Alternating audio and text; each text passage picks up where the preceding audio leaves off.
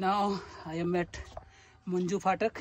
আর এটা মিরিক যাওয়ার পথেই পড়ে, কিন্তু বুঝতে পারছি না লাস্ট আধা ঘন্টা ধরে মাইল স্টোনে খালি শো করছে যে অনলি মিরিক 12 কিলোমিটার। এই 12 কিলোমিটার আর শেষ হচ্ছে না, জানি না কিসের ইস্যু। যাই হোক, তো এই হলো মঞ্জু ফাটকের এখানে ভিউ। আর প্রচণ্ড রোদের জন্য চালানো যাচ্ছে না। আর এই এখানকার ভিউ খুব সুন্দর। আর এই যে রোড, দিক দিয়ে এখনও এই উপরে উঠে এইভাবে পুরো পেঁচিয়ে একদম উপর দিয়ে উঠে এই সাইডটাতে সম্ভবত গেছে। যাই হোক, মিরিকের প্রথম এক্সপিরিয়েন্স এই যাওয়ার। তো যেটা বুঝলাম, প্রথমে প্রায় 10 কিলোমিটারের মতো রাস্তায় কিছু নেই, পুরো জঙ্গল। তো নেক্সট যদি কেউ এদিকে আসা হয়, মিরিকের প্ল্যান হয়, তাহলে দুধে থেকে অ্যাটলিস্ট 2 থেকে 3 লিটার মিনিমাম জল ক্যারি করবে, সাথে হাইড্রেশন, মানে হাইড্রেশন পাউডার, গ্লুকন্ডি বা অন্য যে কোনো কিছু।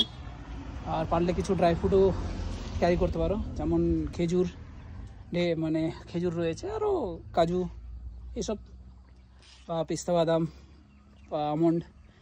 কারণ প্রচুর খাড়া একদম আপহিল, প্রচুর এনার্জি লাগে। আমি তো মাঝে মাঝে হেঁটেওছি, শেষে দেখলাম হেঁটে আর বেশি এনার্জি লস হচ্ছে, তো চালিয়ে উঠেছি। আর সাইকেলের গিয়ার সেট আপ, এই যে দেখো অবস্থা, পিছনে এক, সামনেও একে চালিয়ে উঠতে হচ্ছে, পুরো প্যাডলিং করে একদম সম্পূর্ণ। যাই হোক, থ্যাঙ্কস টু মাই জায়েন্ট, সাথে আছে, এখন পর্যন্ত কোনো প্রবলেম হয়নি। আর আজকে সম্ভবত ফিরতে ফিরতে কার্শিয়াংয়ে রাত্রি 10টা-11টা হয়ে যেতে পারে। তো ওই জন্য লাইটের সেট আপও নিয়ে নিয়েছি, ডবল, দুটো ফুল চার্জ আছে। ব্যাক লাইটটা পাওয়ার ব্যাঙ্কে চলে, তো পাওয়ার ব্যাঙ্কও সাথে নিয়ে নিয়েছি।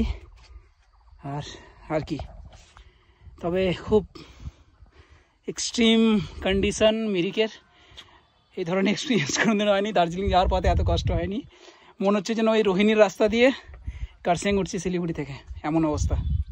যাই হোক, ভালো, নতুন এক্সপিরিয়েন্স, নতুন কিছু। তো যাই হোক,